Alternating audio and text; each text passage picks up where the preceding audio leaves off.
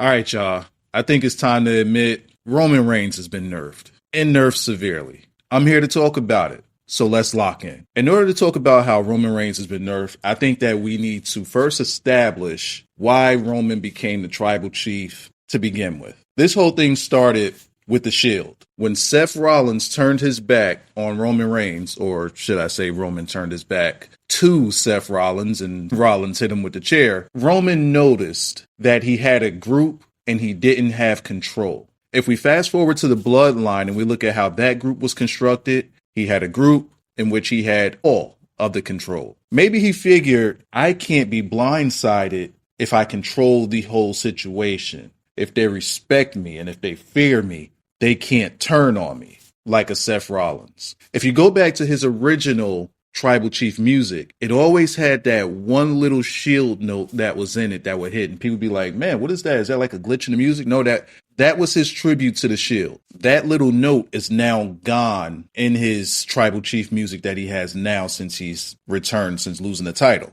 But the reason that I bring that up is because I feel as though loyalty is extremely strong with a Roman Reigns. Again, going back to his tribal chief music, still having that Shield note in there, and his matches with Seth Rollins, and he won't let me let him go. You know, that whole line. Loyalty is buried in Roman Reigns' subconscious. It's one of the things that he can't get rid of. So when he formed the Bloodline, he made loyalty to the family an absolute requirement. When the Shield broke up, Roman was pretty much in no man's land. He was a guy that was a babyface being pushed to the moon, and the crowd rejected him. So he no longer had his brothers to depend on and fall back on. He didn't have the crowd to depend on and fall back on. He had to get it out the mud. And he had to fight for everything. And he could not get the approval. He could not get the crowd to acknowledge him as the great that he was and the great that he was going to become. They just would not acknowledge him. So through title and losses and wins and pushes and starts, Roman was never a guy that was pushed down the card. There was times in which Seth was pushed a little bit down the card, even though he was always figured to be like one of the top guys in the future. Same with Dean Ambrose. Roman, on the other hand, was always at the top, and the crowd rejected him. This is one of those things where you can tell it was getting to him. One thing that was a blessing in disguise, unfortunately, was his battle with leukemia. When that leukemia hit, it's as if the fans woke up and realized, like, okay, even though Roman, the character, wasn't being himself, finally, he got in the ring and he talked to us as who he was. And at that point, the crowd accepted him, even though it came at a price. So Roman took off. When he came back, the crowd was still a little lukewarm on him, but they weren't heavily booing the guy. So it was almost a safe space for them to start getting the ball rolling. And that's when they slapped the U.S. title on him. And they kind of bubbled him up in the mid card. And then we got to the Brock Lesnar stuff. We got to the Brock Lesnar stuff because we had to test Roman. At the same time of testing Roman, we started to build Seth Rollins as a top guy. Eventually, through this trials and tribulations and through all of this testing and through him going through the fire with a guy like a Brock Lesnar, Roman had finally gotten himself over. But COVID struck. And COVID couldn't have come at a worse time because Roman was finally starting to get the push. He finally had the crowd behind him and whoop, wiped away. Now, there was nothing wrong with Roman, but he didn't want to take the chance of his immune system being compromised. So he stepped away for about 5 months. And you didn't really know that you needed Roman until that WrestleMania time came and everybody was expecting for Roman to be there. And he wasn't. Didn't show up. When Roman finally did return, it was when we had The Fiend, still a hot Bray Wyatt, versus Braun Strowman for the title. And after that match, he destroyed them both, which set up a triple threat match for, I believe it was The Fiend's title. Roman was able to insert himself into that title picture, signed a contract when he felt like it, which was while the match was going on. Roman became very calculated. See, now this is when we started to get a different Roman Reigns. After winning that triple threat match between The Fiend and Braun Strowman, Roman said this line to him: "You're just a freak in the mask. You can't handle the responsibility of being at the top. He wanted to let people know that he is dominant. No one can stop him. And now that he has the wise man, Paul Heyman, in his corner, no one can outthink him. He's very, very calculated at this point. He's ruthless. And who else better to show that ruthlessness against than his cousin, Jey Uso? Because at this point, now we have Roman Reigns, who defeated his top rival in Bray Wyatt. Top rival throughout the years, not including Steph, barring Seth from out of this one. He dominated his rival and just tossed him to the side like he was nothing. I want you to imagine this. You're watching Game of Thrones, in which you have Ned Stark and Jaime Lannister. Let's say you have Ned Stark and Jaime Lannister, and Ned Stark turns heel. For anybody that's watched Game of Thrones, you'll understand this reference. When they had their fight and they were going toe to toe. Now, granted, most would say that Jaime Lannister was stronger. This wasn't portrayed in the TV series. It was more so in the books. But in order for Jaime Lannister to beat him, he had these two knights, and it was not by his command, but they handicapped Ned Stark. And Jaime Lannister was able to win the sword fight that way. Jaime Lannister didn't like that and ended up taking out those guys because he wanted to do things the honorable way. And he also wanted to let the Starks know he is the top swordsman. But let's say that Ned Stark turned heel, right? And they always had these clashes. But then one day, Ned Stark and Jaime Lannister go at it. And Ned Stark just shoulder checks him off with his head and just holds his head up, kicks his body down a flight of stairs, and is holding his head up like, this was light work. This is nothing to me. It's a completely different character of Ned Stark that we were being accustomed to seeing. And we had someone that was at his level, if not higher, and he just laid waste to him with just a couple of moves. That's what Roman Reigns got with Bray Wyatt. Longtime rival. He became a different character and laid waste to Bray Wyatt like it was nothing. Especially a hot Bray Wyatt. So let's go back to the present time of the video where we have Jey Uso. See, this is where the ruthlessness can really show. Because we have Roman Reigns. Cool. He's back. Great. He's a champion. All right, cool. What do we expect from him? We have no idea what to expect from him because we remember Roman as who he was before he left. We didn't know just how dark this could get. And the perfect person to bring that out on was his family. Because people like the Usos. Jey winning, I think it was a fatal 4-way to get a shot at Roman's title. His cousin that he loves, that he grew up with his entire life. He gets a shot at that title. And he expects for Roman to be happy for him that he made it there. Because they've done this together their whole lives. And Roman just looks at him like, it's pathetic. And Jey gets his shot. And Roman beats this dude down so bad that his brother had to come in while injured and throw the towel in. See, this does a couple of things. One, like I said, it lets you know just how ruthless this guy is. And it doesn't matter who it is or what it is. No matter what it takes, he is going to get the job done to be the man. Like I said, he felt no one could handle the responsibility of being at the top. Throughout the year, for a long time, we had champions. And outside of Brock, the champions were just champions. Nobody stood out. Nobody felt like a top guy. Nobody felt like they were the man. Again, outside of Brock Lesnar. It just felt like people playing hot potato with the title. So with Brock gone, we need a dominant guy that can handle the responsibility of being at the top. And Roman was starting to establish himself as that. No more baby facing, no more kissing up to the crowd, no more trying to get the crowd behind him. He didn't care. He was going to force the other wrestlers to respect him and fear him. And he was going to force the crowd to acquiesce. He forced everybody to fall in line. Didn't care how you felt about it. He was going to do him. And I could rock with that. And just in case you didn't understand it the first time, he gave Jey another shot. This time with higher stakes. Hell in a Cell, I Quit match. And if you quit and still don't acknowledge him, now you got to acknowledge me as the head of the table, then you're out of the family. See, that line wouldn't hit as hard if it wasn't for the line before it, in which Roman told him, me being champion grants me the responsibility to feed everybody. See, Jay wanted to feed his family. Jay wanted to feed his wife. Jay wanted to feed his kids. He wanted to be able to do so as well. Why can't I be the champion, Uso? See, he wasn't thinking big enough. Roman had the responsibility to feed everybody.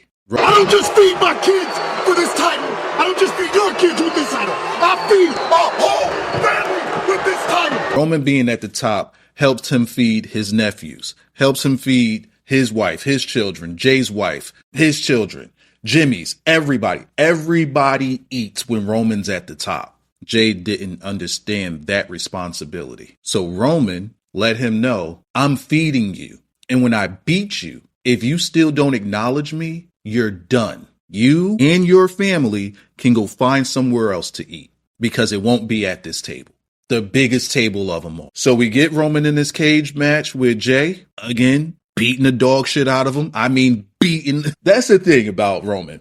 That's the other thing. It's not that he won all his matches. It's how he won his matches. He destroyed Jey Uso. He destroyed Daniel Bryan. He destroyed Edge. He destroyed Edge and Daniel Bryan together. Anybody you put in front of him, before we started getting to the run-ins, and I'm going to get there, anybody you put in front of him, he made them all bend the knee. He stacked Daniel Bryan and Edge on top of each other. Stacked them and got them out of there. Stacked them. He took your top beloved baby faces over time, meaning their reign as babyface in the crowd's eyes. He took that, stacked them, and sent them on their way. The only time you've ever seen people get stacked was jobbers. You've never seen normal, everyday WWE wrestlers get stacked, let alone Hall of Famers. He stacked these dudes. So again, it's not that he was winning, it's how he was winning and how dominant he was in his winning. So when he beat Jey Uso to a pulp in that cage and Jimmy Uso comes in there and he tries to help his brother out, and Roman, he falls down and he has his moment where he cries and then he realizes, he comes back to his senses. No, I need to do this because people don't get it. People don't understand that the respect needs to be beaten into people. The fear needs to be beaten into people. I'm not under the impression that when Roman dropped down and started to cry when Jimmy was trying to protect Jay, I'm not under the impression that that was manipulation. Not then. The manipulation didn't start there for me. To me, that was a soft moment. And then Roman realized, this is bigger than me. This is bigger than this match. This is bigger than them. I have to show everybody without a shadow of a doubt who the man is at the top, what the responsibility is, and everybody is going to acknowledge it. Crowd not excluded. So what did he do? He choked out Jimmy. And therefore, Jay had to quit. He goes to the top of the ramp, and Alpha and Sika is there to grant him with his Uafala. Perfect. Absolutely perfect. And all you had to do was acknowledge me. Because now the elders has made him tribal chief. This is far deeper than head of the table. Now he's the tribal chief. He calls the shots and you can't fight him on the shots because the elders have granted him. So it took about a week or two, but Jay finally bent the knee. That's cool. Again, everything by force. Us watching this, it's now being burned in our psychology, in our subconscious. Not only did Roman ruthlessly beat the respect into the people around him, he subconsciously did it to the viewers as well. He subconsciously did it to the crowd as well, because now we have to pay attention. Now we're not grading him on how he makes us feel as a babyface or what we think about his match. No. We're now looking like, what is he going to do? Anytime this guy is on our screen, somebody's going to die. That's what we saw when we saw Roman Reigns. A far different character than he had ever been. And not only that, he has the wise man with him. And to make it a boot, the wise man didn't even have to talk for him. Roman was cutting his own promos his way. No more character. No more, hey, I'm Roman Reigns and the big dog. No. It's all dead. All of it is dead. Now he's able to be himself. And he seemed so much more natural in this way. And that's the other part of the thing that got him over, was that he was just being natural. And with Roman being natural, the whole world had to acknowledge it. Now the whole world can acknowledge me. The thing that made the Jey Uso feud so believable in the beginning was, at the time, hot potatoing was going on with the title. So it was still believable that Roman could lose either of those matches in the beginning because, again, we didn't know what was about to come. Roman changed the way title reigns are held today. See, not everybody was getting a chance to be champion forever before Roman had this long reign. So once the Usos fell in line, now it was their chance to start to win. And anytime they lost, Roman was on their ass. If Jey would lose and Jimmy would try to prep him up, Roman would send Jimmy up out of there and talk to Jey on his own and chastise him like he's a kid. Why? Because they don't fear you. When he lost a Survivor Series match, hey man, but it was 5 against 1. Once again, the responsibility falls on Roman. He's at the top. If they don't respect you, they don't respect me. And if they don't respect me, they don't respect what this is that I'm responsible for, which is everything. You got to make them fear you. And that's when the light bulb switched for Jey. That's when Jey became a pit bull. That's when Jey, like, if anybody came around, Jey just always had that scowl. He always looked pissed off. Always. And when Sammy came around, who, by the way, was the start. See, people will say that Sammy was the start of the bloodline falling apart. Yeah. However, I say that was the start of the change in Roman. That was the change in Roman. Because he became a lot less ruthless at that point. He didn't have to be ruthless anymore because he had the Usos doing that for him, which is why when he had his matches, he didn't really care to try to beat people and dominate them his way. Why? Because he already knew that he had his security blanket with the Usos. They were going to do all of that for him. They were going to keep the fear alive. But when Sammy came around, we got Roman to start smiling. We got Roman to start joking around. And Jey didn't like it. Jey didn't like it, not only because he saw what it was going to do to the bloodline, but he saw that people were getting close to Roman and didn't have to go through what he went through. Nobody went through what Jey Uso went through. Nobody. So he started to see the weakness in Roman. And week after week, he'd leave the bloodline and come back to the bloodline and leave and come back. Why? And why was this okay? Because he was no longer fearing Roman. If you pay attention to when Sammy came and you pay attention to how Jey looked at Roman, did he respect him? Sure. Did he fear him? That part was going away. And the thing that would continue to bring Jey back was his loyalty to his family. The same thing that Roman has that's dear to him is his loyalty to the people he calls family, which is why he's always still tethered to Seth Rollins, no matter how far apart they split. There's a tether there because of Roman's loyalty. Roman still calls Seth his little bro. Even in promos leading up to the match with Seth and Roman, in which Roman beat Seth so bad that he got DQ'd. Ref, he won't let me let him go. Now he's fighting battles with his own mental. He's fighting battles with the guy that helped him become who he was versus the guy he was becoming. Then we bring Brock Lesnar back. And we're bringing Brock Lesnar back at a time in which Roman, his aura's changing. He's becoming babyface. And we bring back Brock and they have these fun matches, but it's toe to toe. We're no longer looking at, dang, is Roman going to be able to keep up with Brock? Nah, it wasn't that. It was, these two are equals. Kind of don't see Brock being able to beat Roman.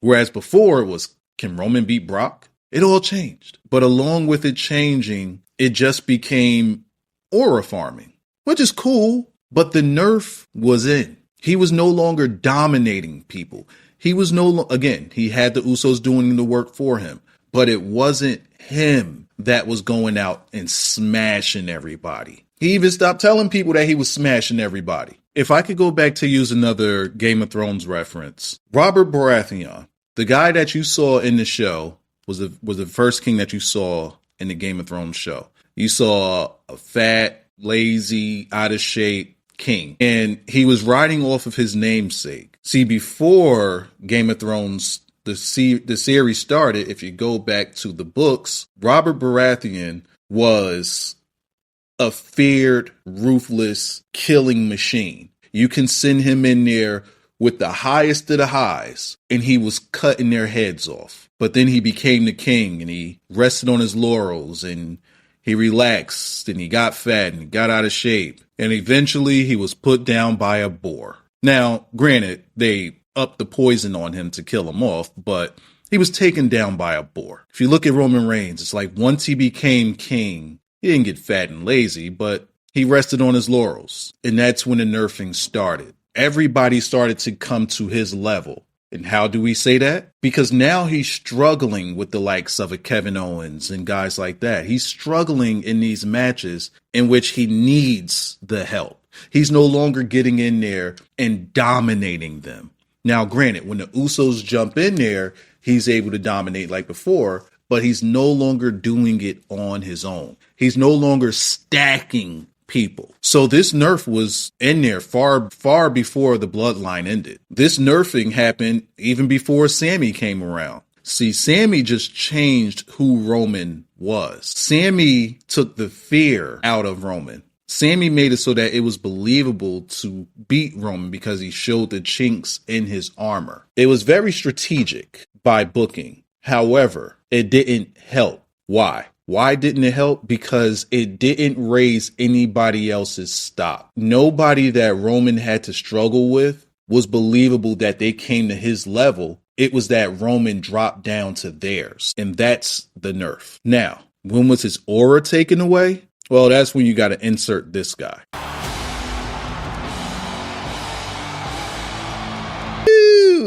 Oh, nah, this aura farm is insanity. Hold up. Whoa. Hey, yo, look at this aura farm. They did not.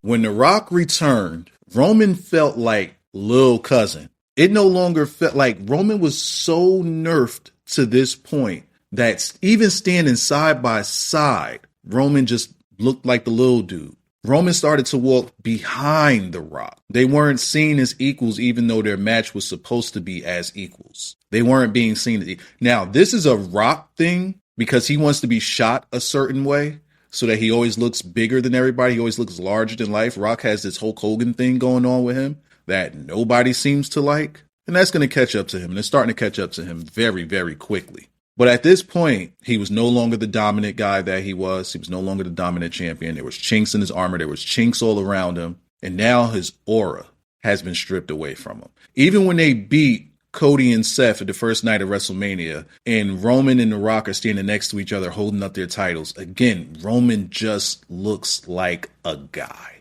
He doesn't look like he's the guy. So by the time The Rock came in, that was just icing on the cake for Roman. It was no getting past it. So we can go on and say, like, since he lost his title and he had to wrestle against Solo and get his Uafala back, he hasn't really spoken since he's been back. And it just feels like everybody's at his level. They're not coming up to Roman's level. Roman's level has been diminished a long time before The Rock came around. They've been working on nerfing him ever since Vince left. I blame this nerfing on Triple H. Yeah, I said it. I blame this nerfing on Triple H. And we got a video about Triple H's booking decisions coming next based off of the voting that we had in our community section. And also, I have a video that I would love more response to in the comment section below about my theory on what CM Punk's favor is going to be from Paul Heyman, and how I feel that that's going to put the final nail in the coffin on turning him heel. So I want you guys to check that out after this. Give me your thoughts about the nerfing of Roman down in the comment section below here as well. And subscribe if you're new. Drop a like on the video. Your engagement is paramount to helping grow this channel. I thank you for watching till the end, and I appreciate you checking me out in general. Y'all have a good one.